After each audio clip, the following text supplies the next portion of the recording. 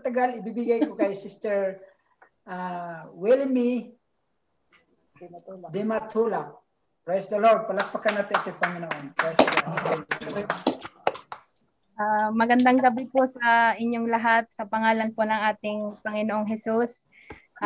Po sa lahat, nagpapasalamat po ako sa Panginoon dahil sa kabila po na 1 year na po na mostly quarantine po tayo during the pandemic. Pero salamat po sa Panginoon na nandirito pa rin po tayong lahat. Iniingatan pa rin po tayo ng ating Panginoon.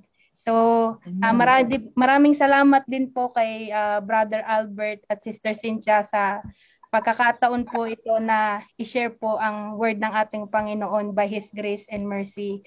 Sa totoo lang po, sa mga nakakakilala po sa akin, mahiyain po talaga ako and this is really out of my comfort zone. Pero para po sa Panginoon, gagawin po natin ito sa Kanya pong tulong. So, I'm nothing without the Lord, mga kapatid. We're nothing without the Lord. And we pray po na that God will speak to us tonight sa Kanya pong message. At handa na po ba tayong lahat na i-receive ang word ng ating Panginoon? Amen. Hallelujah. Palakpakan muna po muli natin ang Panginoon. Praise God. Thank you, Jesus. At sa wala pong pagtatagal, let's open our Bible in the book of Matthew chapter 13 verses 3 to 8.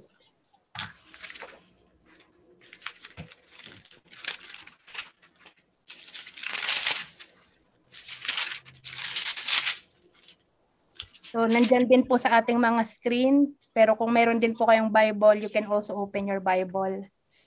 At kung nasumpungan nyo na po ang salita ng ating Panginoon, sabay-sabay po tayong magbasa. Paki-unmute po and let's read all together.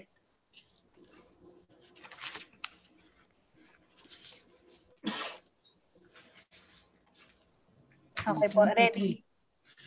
Ready, go. And spake many things unto them parables, saying, Behold, a sower went forth to sow. when he sowed, When he some sowed, seed some set fields by the wayside, and the fowls came and devoured them up.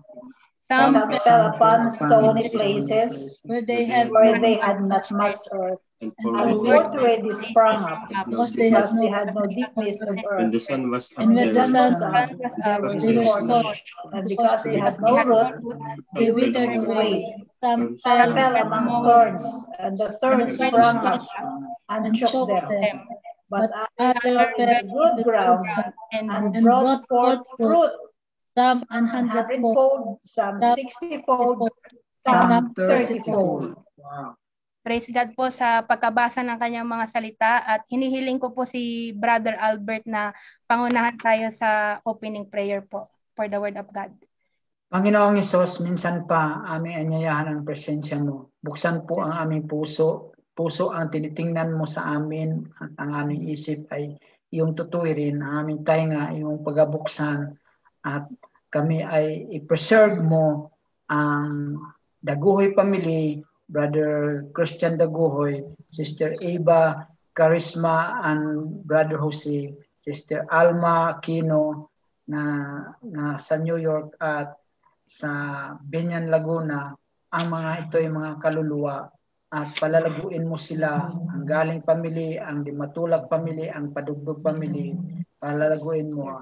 At Sister P. Jagnes, palalaguin mo ang bawat isa sa amin. At ang sino pang mga kapatiran na hindi naka-attend ngayon ay iyong hipuin para next time ay sila ay maka-attend at sila ay makakinig sa panibagong mensahe na ibinigay mo. Hallelujah. Praise the Lord God. Tulungan mo si Brother Alex Galing, Panginoon.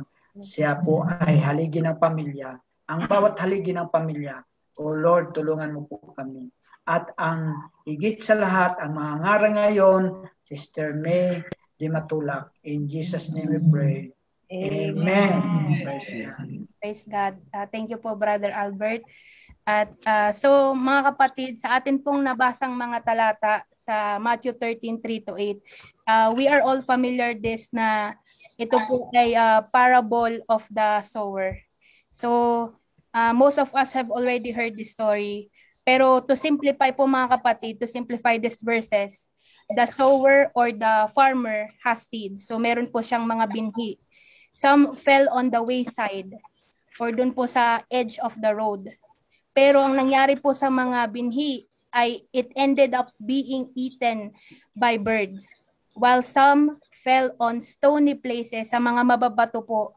At dahil kulang po ito sa lupa, it lacks soil, tumubo po ito but wala po siyang ugat to begin with.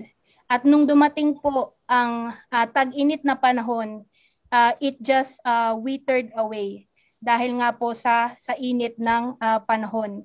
While some fell on the thorns, but got choked up. But as for the seeds, sa mga binhi po na fell sa good ground, it brought fruit. Ibig sabihin po, namunga ito, it multiplied, it prospered, and it grew.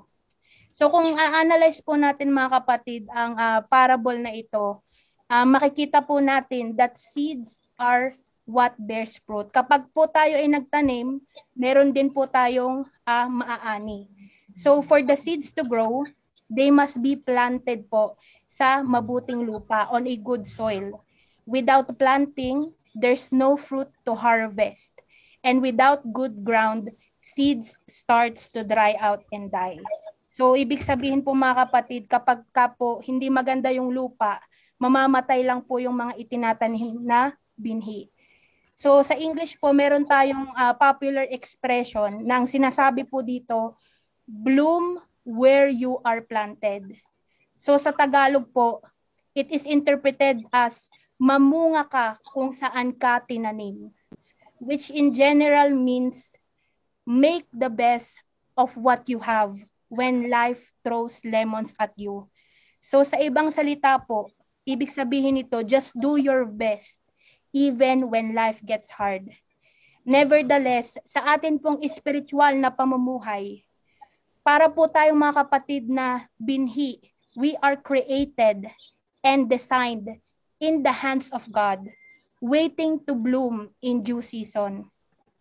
So kung i-going back po natin sa ating key verses, the seeds that fell on the edge was eaten by the birds. Bakit po sila na-eat ng mga birds agad, ng mga ibon?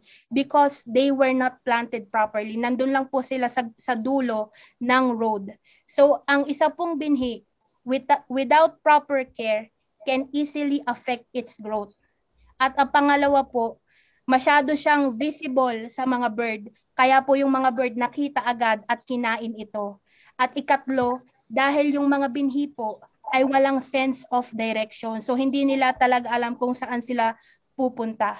They were on the edge of the road and fell right into the bird's mouth. Imagine po natin mga kapatid, sa isang mananampalataya, for example, we are planted with God's word.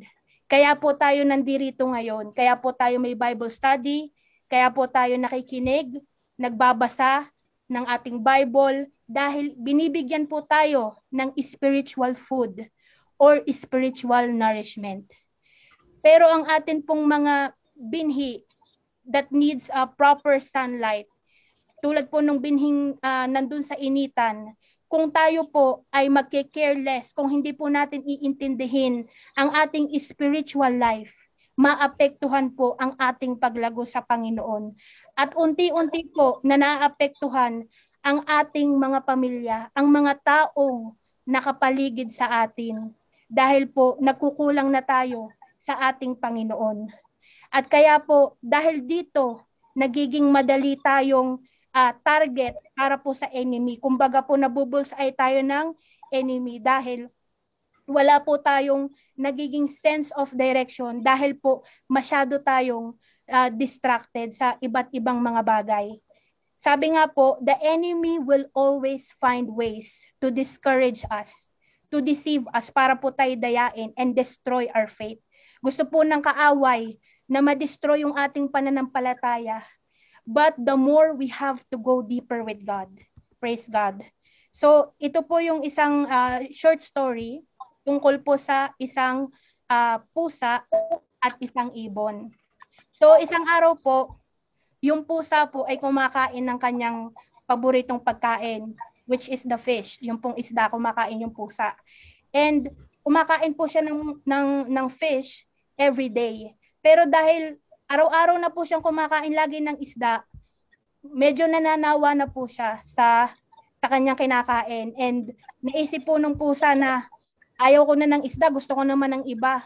Ngayon, nagmasid po siya sa kanyang surrounding. So the cat suddenly came up with an idea. May nakita po siyang isang ibon. Ang sabi po niya sa ibon, he offered his leftovers of fish to the bird for food. Pero may isang condition. So ibibigay po nung pusa yung kanyang tirang isda doon sa bird. Pero meron pong kapalit kasi ito pong bird, lagi siyang naghahanap ng pagkain araw-araw. So ang condition po dito, for every leftover that he gives, yung kapalit po ng tira-tirang isda, the bird must give 1 feather a day. Isa pong balahibo kada araw. Dahil nakita po ng pusa na maganda itong ibon, na kaakit-akit ang kanyang itsura, na meron siyang makukulay na balahibo. Kaya natuwa po ang pusa na gusto niyang makuha yung balahibo ng ibon. Ngayon, napaisip naman po yung ibon. On the other hand, yung ibon po, tinatamad na siyang maghanap ng pagkain para sa kanyang sarili. Dahil naisip po niya, maganda tong offer ng pusa. Pagka tinanggap ko tong offer na to, tiyak na hindi ko na kailangan maghanap ng pagkain. Lagi na lang merong supply araw-araw. So, naisip po niya, sige, papayag na ako. Total naman, marami naman akong balahibo. Bibigyan na lang kita ng isa kada araw. Basta, bibigyan mo ako ng tira mong isda. So, nagkasundo po yung bird at saka yung pusa. Ngayon, hanggang sa dumating po yung isang araw na lagi silang nag-e-exchange ng feather at saka po ng pagkain. Hanggang dumating po ang isang araw na itong bird na ito ay naibigay na niya ang kahuli-hulihan niyang piece ng feather. So wala na pong natira para sa kanya. Ngayon, ang hindi po alam ng ibon na ito, yun po pala ay siya ay dinideceive na nung pusa. So little did she know that the cat was only trying to deceive her. The bird enjoyed her food day by day, giving one of her beautiful feathers per day. At nung wala na nga po siyang feather, naging mahina na po siya. The bird became too weak. So nakatawa po yung pusa kasi the cat finally had his chance para maisahan po ang ibon at kinain niya po ang ibon. The bird was devoured by the cat. Dahil sa totoo lang po, his intentions wasn't the feathers to begin with. Hindi po talaga yung balahibo ang gusto ng pusa. Kundi ang gusto ng pusa from the beginning ay madaya yung ibon, mahanap ang kahinaan nito at mabusog siya, makain niya yung ibon. Yun po talaga ang gusto ng pusa.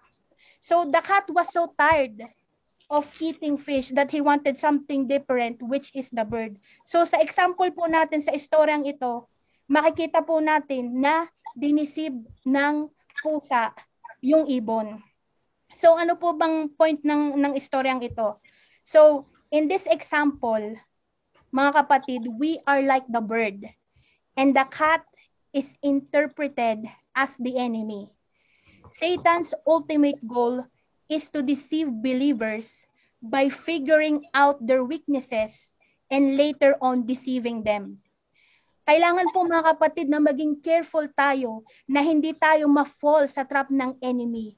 Katulad po ng nangyari sa ibon. Akala niya po na okay lang magbigay ng kaunting feather sa pusa. Basta lang po makakain siya. So the bird was naked and weak. Nawalaan na po siya ng lakas. At ito na po yung pagkakataon para makatch ng predator ang kanyang prey. So ibig sabihin, ganun din po mga kapatid sa ating Christian life.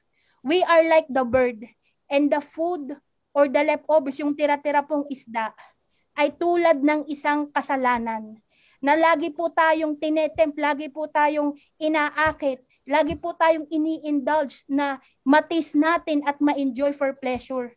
And the cat is interpreted as the enemy who deceived the bird by tricking its mentality. Itrinig po yung utak at nahanap niya yung weakness ng ibon.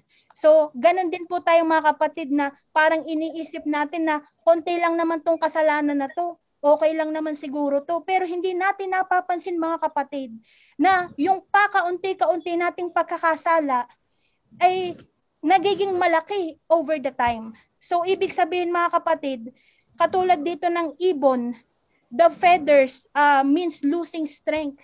Nawala po yung focus at naging weak yung ibon. So, there are times mga kapatid, when we try to make ourselves believe na okay lang for the beginning, pero tayo pala mga kapatid ay nadideceive na ng kaaway. At higit sa lahat, nadideceive na pala natin ang ating mga sarili. Satan would always find the opportunity to devour our strength in God. He would feed doubts and confusions in your mind na bibigyan po tayo niya ng mga problema para tayo ay madistract mga kapatid. Pero sabi nga po sa Bible, remember that thief cometh not, but for to steal, to kill, and destroy. We ended up so busy with many things na wala na po tayong panahon para sa ating Panginoon. Wala na po tayong panahon para ipid natin ang ating spiritual dahil masyado po tayong busy sa ating trabaho na meron po tayong hinahabol na deadline. Masyado po tayong passionate sa pag-overtime. Pero kapag po panahon na para mag-fellowship, kapag ka po panahon na para umattend ng mga Bible studies, marami po tayong excuse na meron pa kayong gagawin, na meron kayong lakad, na meron kayong appointment. We are too distracted, mga kapatid, with material things. Our eyes are too focused sa mga gadgets, but then you fail to focus on reading the Bible. Na iniisip po natin, okay lang naman siguro yung white lies, na mas excited ka pa na manood ng TV kaysa sa pakinggan yung preaching ng pastor mo. Online na nga ang service, mga kapatid, pero hindi ka pa maka-tune in on time. You can't focus because you keep yourself busy. At nag-i-excuse po tayo na mamaya ko na lang titingnan, meron namang replay, pwede namang i-rewind yan. Tsaka weekend ngayon, may gagawin pa ako, maglalaba pa, magluluto, maglilinis ng bahay. Pero sabi nga po sa preaching ni Pastor kahapon, na avoid distractions. The bird was so focused on eating, yet the enemy was just lurking around. Umaali-iligid lang po yung kaaway, finding ways to distract our focus. The bird didn't forget to fly. Hindi niya po nakalimutang lumipad. Alam niya na kaya niyang lumipad. But because she lost her strength, nawala po yung kanyang mga feathers, she can no longer soar. When we are too enticed or tempted by the things of this world, remember mga kapatid, God is watching us. Nakikita po tayo ng ating Panginoon. We cannot make excuses dahil ang Panginoon po natin, He is a discerner of thoughts and intents of our heart. Alam niya po yung ating iniisip. Alam niya po yung ating nasa puso. Remember mga kapatid, we are apostolic Christians. We ought to be an influencer in the Word of God. But be careful of whom you entertain. Isipin po natin yung bird. It could have refused the cat's offer of convenience and comfort and refused to give her feathers. Pwede niya pong tanggihan yun. But because she was influenced by the idea of easy success, she was convinced. Gusto niya po kasi na comfortable siya. Gusto niya yung dadating na lang sa kanya yung pagkain niya. Let's be careful mga kapatid of the people we surround ourselves with. Tanungin po natin yung sarili natin, yung mga tao bang nakakasalamuhan natin, do they have good intentions? Will these people bring me closer to God? Or will they just distract my focus? Tayo po mga kapatid ang maging influence sa ating pamilya, sa ating friends, sa ating mga katrabaho, and share them about the goodness of God. Because He has given us the power to soar. He has given us the authority to conquer and defeat the enemy. So mga kapatid, wag po tayong padaya. Don't be tricked or don't be deceived because sin is still sinning. No matter how small or big, ang kasalanan po ay kasalanan pa din. We cannot make excuses in the sight of God. Don't be devoured by the enemy, but fly high and stay in the presence of God. Let's clap our hands to the Lord. Hallelujah. So mga kapatid, dito po sa ating key verses going back, when the seeds reached stony places, and when the sun was up, it wasn't rooted on the ground. Wala pong ugat itong mga binhing ito. So they just withered and died because wala po siyang ugat. The same with our spiritual life. If we aren't rooted deep enough, if we are just being too shallow, kung nagiging mababaw lang po tayo sa ating pananampalataya, kung tayo po ay komportable lang sa ating buhay ngayon, na iniisip po natin, meron naman akong family, meron akong friends, meron akong magandang trabaho, meron akong magandang kalusugan at magandang edukasyon, at lahat po ng mga material na bagay. The more you have to consecrate yourself and dig deeper spiritually with God. Dahil ang Panginoon po, siya ang nag-provide ng lahat ng meron ka ngayon. We owe our life to God. Just like our parable, ayaw po natin na maging seeds that die and withers away. Rather, we want to be the seeds that fell on good ground and prospered. We need to be rooted, mga kapatid, or firmly established spiritually. Yes, we are longing to firmly establish our future. At maganda pong bagay yon. And we continue to make plans. But don't be too focused on the things na temporary lang po, that someday it will fade away, that in time it will be left behind. Pero mag-focus po tayong mga kapatid sa mga things that will last eternally, which is serving our Lord Jesus Christ. At ang pinamagatan pong lesson natin tonight, by the grace of God, the Lord has inspired me po with His message entitled, Rooted in Christ. Praise God. So, the word rooted, mga kapatid, is the past tense of the word root, which is defined in the dictionary as to establish deeply or firmly, to have an origin or a cause.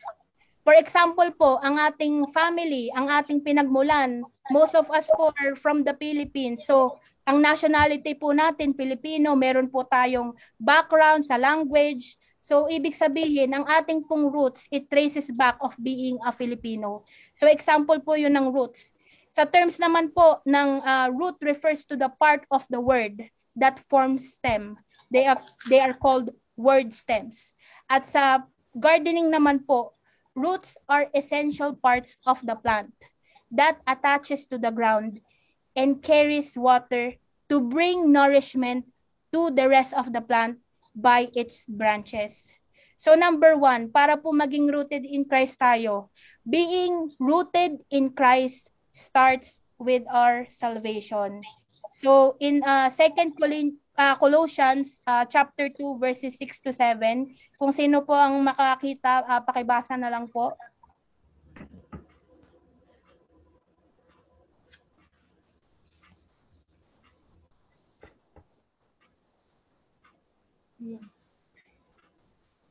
Kung sino po yung gustong magbasa, paki-unmute na lang po.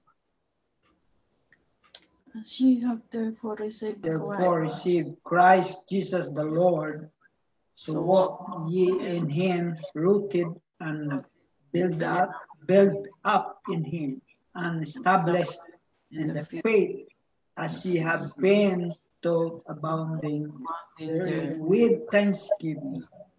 Amen. Praise God for the reading of His Word. Thank you po. So, sabi po dito mga kapatid, sa mga talatang ating nabasa, roots are essential for the plant to have life. Likewise mga kapatid, a connection with Christ. Ang connection po natin sa ating Panginoon, it is a necessity if we are to have a full spiritual life. Just as plants exhibit signs of life depending on the health of their roots, ang mga halaman po ay nakadepende sa health ng kanilang mga ugat. We can exhibit Christ-like qualities if we draw our nourishment from Him and His teachings. So, itong mga verses po, itong mga kapatid, it reminds us that once we receive Jesus Christ as our Lord and Savior, when we have repented of our sins, and when we were born of the water and of the Spirit, it is not the end, but it's just the beginning of our walk with Christ. Paul was referring to a deeper connection with God by establishing our faith in Him, that is Jesus, which is our rock of foundation. So, kung iisipin po natin, ang example po dito is think of an old oak tree, for example.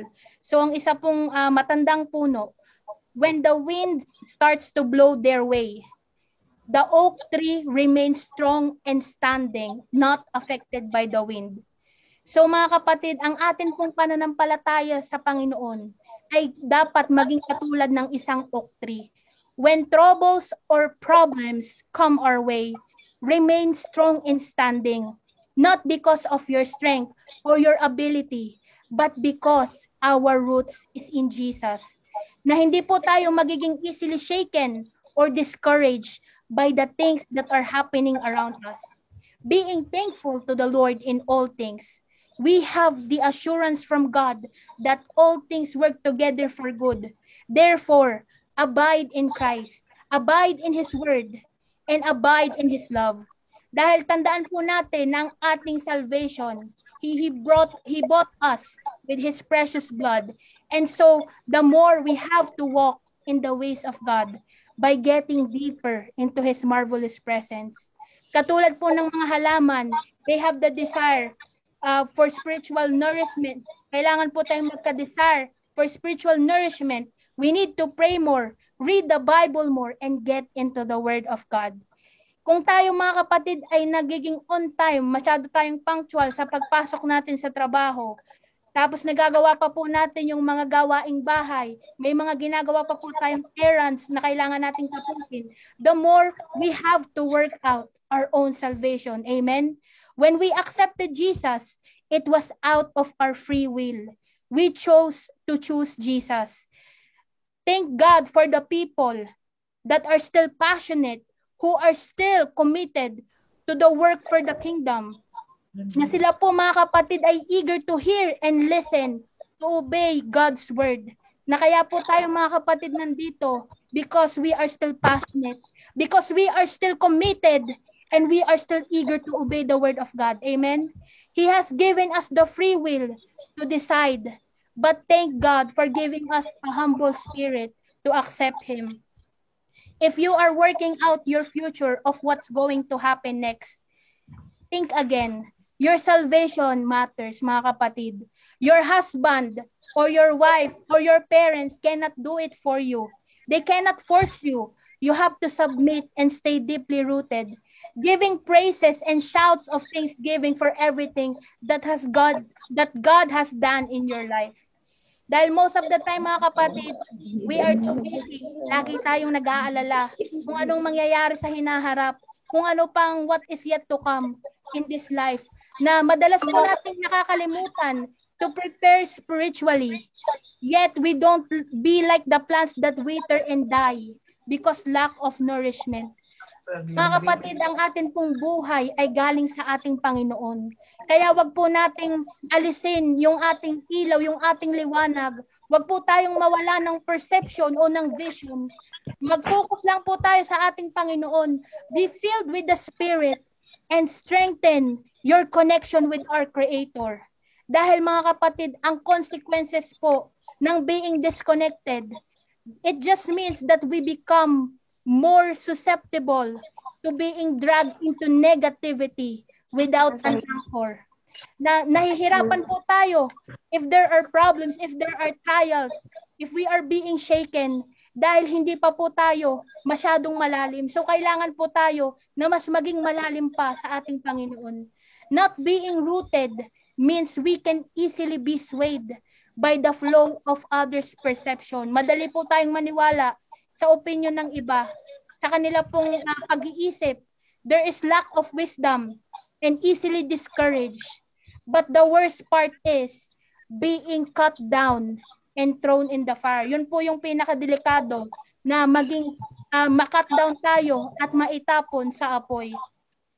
Sabi nga po sa Matthew chapter 3 verse 10, ito po sa New International Version. Sabi po dito, the axe is already at the root of the trees, and every tree that does not produce good fruit will be cut down and thrown into the fire.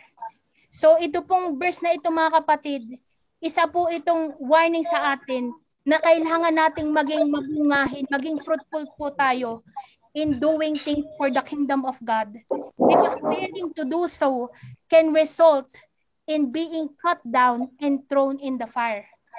So, meron po mga kapatid, there was once a preacher na meron pong sinabi siya na people serve God for 3 reasons.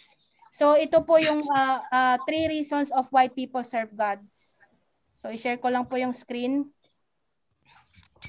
So, sabi po dito, people serve God because they are after the blessings.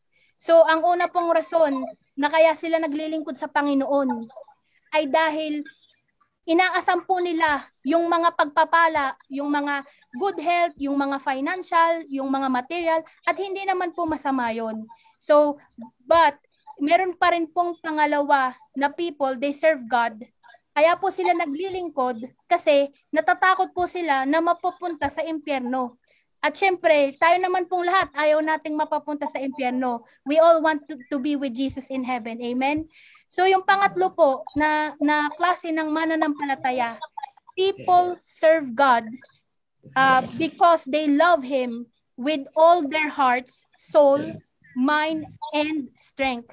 So ito pong pangatlo na klase ng mga tao, they serve God not because they want all the blessings, but they put their trust in God. Hindi po sila natatakot na mapapunta sa impyerno, but rather, they choose to fear the Lord with reverence and godly fear. So mga kapatid, dito po sa tatlong example, the point is, alin po ba ang sino po tayo sa tatlong servant na ito? Tayo po ba ay naglilingkod lang sa Panginoon dahil gusto lang po natin na puro pagpapala lang? Are you only serving God dahil natatakot po tayo sa eternal damnation?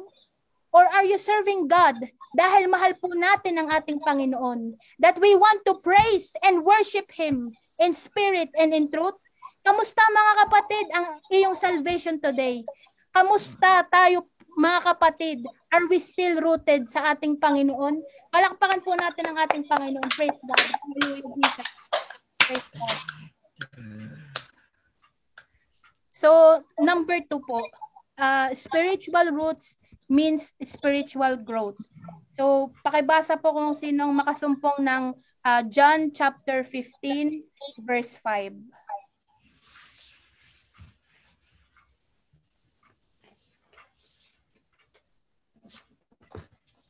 He that abideth in me, repeat again. I am the I am the vine, ye are the branches. He that abideth in me, and I in him, the same bringeth forth much fruit. For without me, ye can do nothing. Amen. Praise God. So, we are nothing, mga kapatid, without the Lord. Si Jesus po ang nagsasalita sa verses na ito. Jesus spoke that He is our vine and we are the branches. That so, mga kapatid, to glorify God means we also ought to grow spiritually and bear fruit. When we are born, mga kapatid, sa kingdom of God, when we repent of our sin, when we were baptized in the name of Jesus Christ, when we receive the gift of the Holy Ghost, we have just been born spiritually, katulad po ng isang sanggol. In the physical aspect, when a baby is born, he or she doesn't walk or talk the same day, o kinabukasan po hindi agad sila lalakad o magsasalita. Physically and mentally, it develops through time. Na it takes time po mga kapatid, parang isang sanggol, ang isang baby ay matuto na gumapang, maglakad at magsalita. Hanggang sa po siya ay maging isang toddler, hanggang maging isa siyang bata at mapapunta na po siya sa adulthood in the later years. So, ganun din po mga kapatid sa mga puno. Some grow slowly, taking their time, while other trees are growing fast. The same thing mga kapatid with our spiritual life. Kung gusto po nating mag-establish ng spiritual roots, we need to grow spiritually by developing and cultivating deep roots by meditating in the Word of God. Sa pamamagitan po ng ating pananalangin, ng ating pag-aayuno, at ng ating pong burden na maghayag ng salita ng ating Panginoon. And also, we can just be simply an example. Maging example po tayo, ehemplo po tayo sa ating kapwa, sa ating pamilya. Spiritual growth is a continuous process in our spiritual journey until marating po natin yung tinatawag na spiritual maturity. Think of it from a seed to a plant to a tree. Some seeds grow faster than the others, but some seeds are slow to grow, taking time. The point is, mga kapatid, we must continue growing in the Lord. Whether we are growing slowly or faster. Kung mabagal man po tayo o kung mabilis man po tayo, ang point po dito, mga kapatid, ay magpatuloy lang tayo sa Panginoon. Others may not understand kung bakit po we exert the effort of being available for God. Pero ito po ang will ng ating Panginoon kung bakit tayo naririto tonight. Na mas dapat po kung itutuusin, meron pa po tayong mga ibang bagay na gagawin. O yung iba po, meron pang trabaho bukas. But if we reflect again in the past year of how this pandemic, how this COVID-19 tested us in many ways. But because of God's mercy, because of His love, because of His plans in our lives, we are still alive and healthy today. It's not because of luck, mga kapatid, na swinerte lang tayo, or just because we are keeping ourselves safe, na dahil lang naka-face mask tayo, or naka-face shield, or we follow the protocols of physical distancing, but it's because of God's grace that He continues to protect us and cover us with His precious blood. That even though we still go out, mga kapatid, yung iba sa atin, mga kapatid, ay pumupunta sa trabaho, sa work. Yung iba naman pumupunta sa grocery para bumili ng pagkain. So we are still exposing, mga kapatid, sa public, but God is keeping us safe because we are His children. So desire, mga kapatid, to have spiritual roots. Bear the fruit by sharing the gospel at ipasa natin ito, mga kapatid, sa inyong mga anak, sa mga children, sa inyong mga apo, to your family and to your friends. God is rooting for you, mga kapatid. Naniniwala ang Diyos sa atin that we can do this by His grace and mercy. He has created us and He has plans for all of us and prosper us when we put our trust and hope in Him. We would grow and be fruitful. At sabi nga po sa Jeremiah chapter 17, verses 7 to 8. Kung sino pong nakabasa, pakibasa po.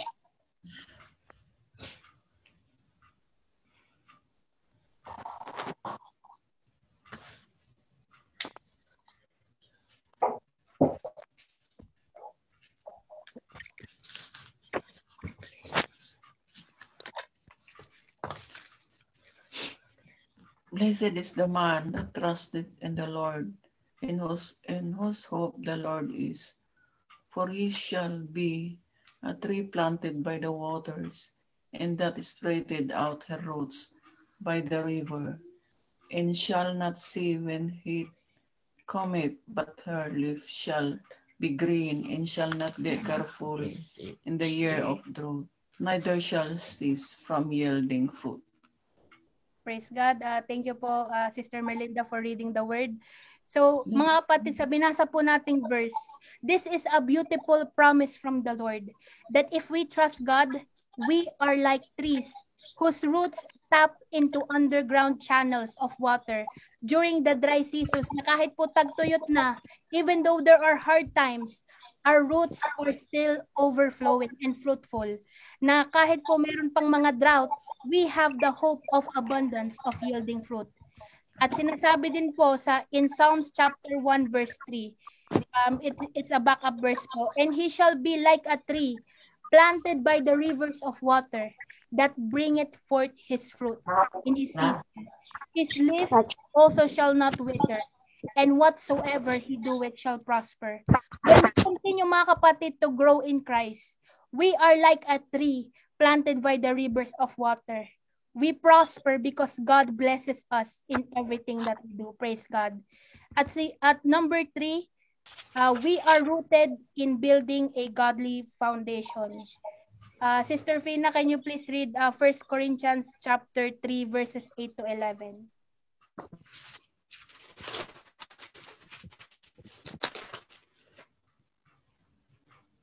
1 Corinthians chapter 3, verse 8 to 11. Now he that planteth and he that watereth are one, and every man shall receive his own reward according to his own labor. For we are laborers together with God. Ye are God's husbandry, ye are God's building, according to the grace of God, which is given unto me, as a wise master builder. I have laid the foundation, and another builders thereon. But let every man take heed how he buildeth thereupon. For other foundation can no man lay than that is laid, which is Jesus Christ. Amen. Amen. Thank you, Sister Phil, for the reading of His Word. Praise You're God. welcome. So, in these verses, mga kapatid, ang isa pong magsasaka, it cannot harvest crops. Hindi po siya mag-aani kung hindi muna po siya magtatanim ng binhi. And also, a building would collapse kung wala po itong proper foundation. It was mentioned in these verses na tayo po mga kapatid, we are God's building. Meaning, we are the temple of God. And our foundation should be laid upon Jesus Christ.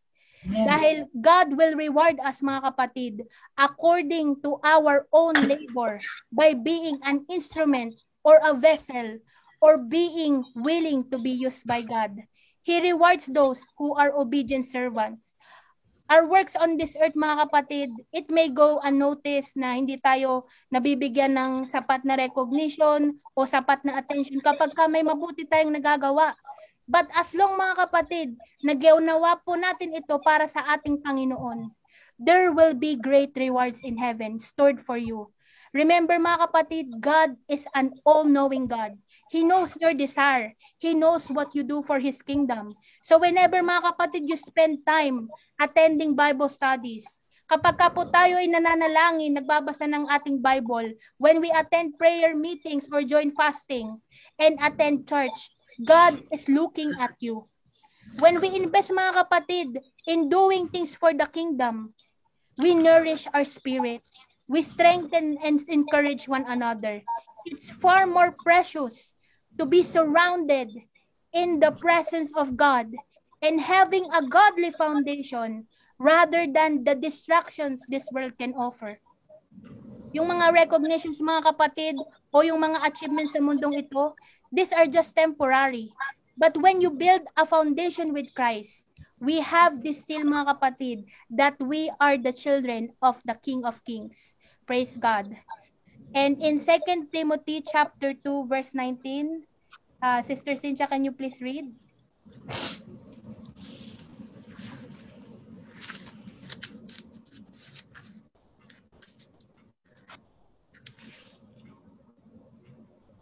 Second Timothy 2:19. Nevertheless, the foundation of God standeth sure, having this seal, the Lord knoweth them that are his.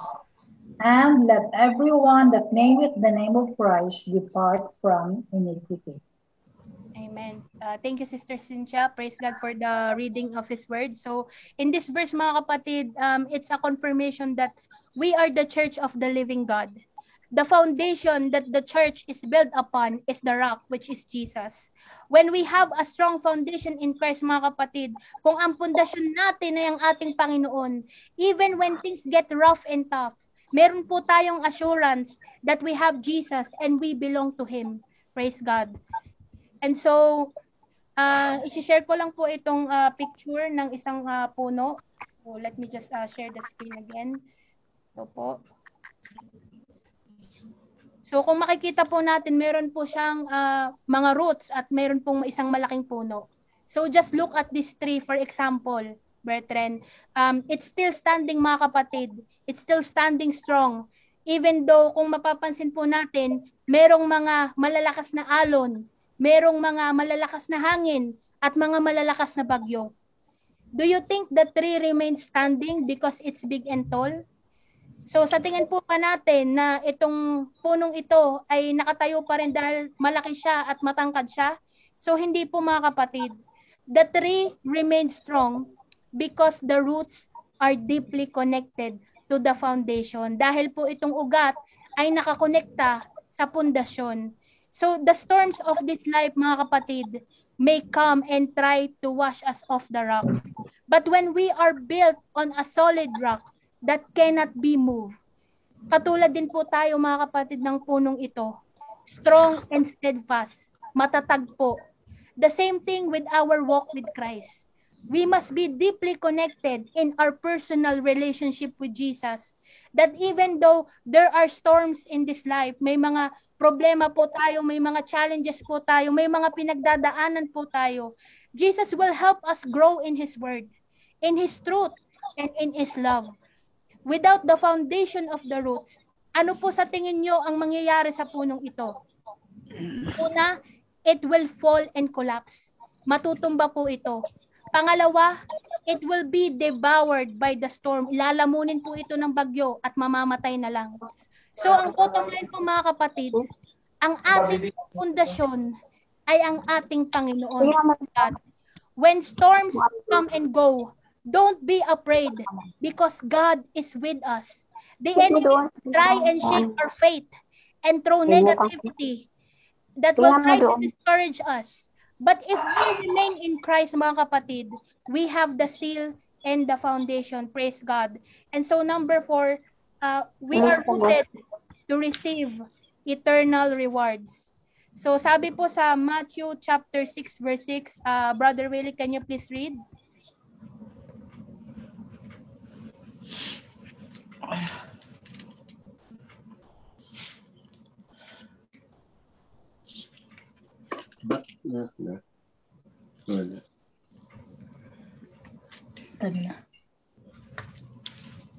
May ba't nawala yung yung verse? Matthew chapter 6 verse 6. Let me reshare my screen. Ano may verse siya? But thou, when thou prayest, enter into the closet, and when thou hast shut thy door, pray to thy Father which is in secret, and the Father which is in secret shall reward them openly. Thank you, Brother Willie. Praise God for the reading of His Word. So, in this life, mga kapatid, nakakaroon tayo ng gantimpala by doing our best at something. The rewards of studying hard kapag ka po nung nag-aaral pa tayo sa school, it brings us excellence in academics. The rewards of training for a certain sports breaks the record towards a goal na meron pong new record or new goal dahil sa pagtitraining. And then the rewards of working hard in your career sa atin pong trabaho can result into getting a promotion, ma-promote sa trabaho, a higher salary, mas mataas na sweldo, and better benefits. Rewards are defined as a thing given in recognition of one's service, effort, or achievement. It is a good thing or a good feeling to receive rewards. Di ba po mga kapatid, nung nag-aaral pa po tayo sa school, nung sa trabaho po, every time that we get something in return, a reward, masarap po sa feeling. So spiritually speaking, our Heavenly Father, as written in His Word, will reward those who pray in secret. Yung mga nananalangin po sa lihim. And those who do His work in the ministry. Yung nagiging available po tayo sa pagtulong sa ministry, sa church, sa Bible studies, etc. And those who seek Him fervently. Yung taimtim po tayo na maging surrounded sa presence ng ating Panginoon. His rewards won't be done. So, ibig sabihin po na itong mga rewards na ito ay hindi po in secretly ibibigay ng Panginoon, kundi publicly, openly. Ibig sabihin, ipapakita po ng Panginoon kung paano niya tayo i-reward. Again, some people will fail to recognize your efforts. Minsan po kahit may ginagawa tayong mabuti sa ating kapwa, ay hindi po minsan na-appreciate ng iba. But God will never fail to recognize your time, your talent, and your treasure. Dahil kapag ginawa po natin ito mga kapatid, ng buong puso para sa Panginoon, the rewards will follow you. God rewards those who are secretly doing His work by praying, fasting, and being available in the ministry. We have the promise mga kapatid that beyond these earthly rewards, there are heavenly or eternal rewards. At sabi nga po sa Matthew 5 verse 12, rejoice and be exceeding glad, for great your reward in heaven, for so persecuted they the prophets which were before you. At sabi din po sa 1 Peter chapter 1 verses 3 to 5, blessed be the God and Father of our Lord Jesus Christ, which according to his abundant mercy hath begotten us again unto a lively hope by the resurrection of Jesus Christ from the dead, to an inheritance incorruptible and undefiled, and that fadeth not away, reserved in heaven for you, who are kept by the power of God through faith unto salvation, ready to be revealed in the last time. Praise God. So the rewards in this world, mga kapatid, are just temporary. But when God rewards us, according to His mighty hand and power, it's incorruptible. Ibig sabihin, hindi po ito masisira. Undefiled. Ibig sabihin po, hindi nadungisan and doesn't fade away. Meaning, hindi po ito nawawala. Hindi ito maaagaw ng kung sino man, because it is reserved in heaven just for you. Our rewards, mga kapatid, in heaven are waiting for us because God has kept it for us. Nireserve po ito ng Panginoon, which will be revealed to us one day. Pero sa ngayon po muna, mga kapatid, we must have the mindset to stay rooted in Christ. The bottom line po, mga kapatid, ng lesson natin for tonight is, we ought to stay passionate, mga kapatid, sa ating pong paglilingkod sa ating Panginoon. Be rooted in His Word and in His love. Don't let your problems, mga kapatid, or the negativism of others, yung negative po, na ma-distract ka sa iyong paglakad sa Panginoon. Challenges are inevitable, hindi po ito maiiwasan. But the more you have to stay connected in the roots. So whatever your situation is right now, be steadfast in your faith. Pray more. Talk to Jesus. Cling to the foundation. Be equipped in the Word of God. Hallelujah. Because mga kapatid, kapag ginawa po natin ito, I remember that we are just like a tree planted by the waters, that spread roots by the river. Whether in bad days or in good days, you'll stand strong and continue to flourish and be fruitful. Be rooted in Christ no matter what the season, and stay close to the foundation, which is Jesus. Palakpakan po natin ang ating Panginoon. Hallelujah. Thank you, Jesus. Praise God. At sa wala pong tagal, binabalik ko na po kay Brother Albert, and to God be all the glory po. Praise God. Paki-unmute po. Praise the Lord.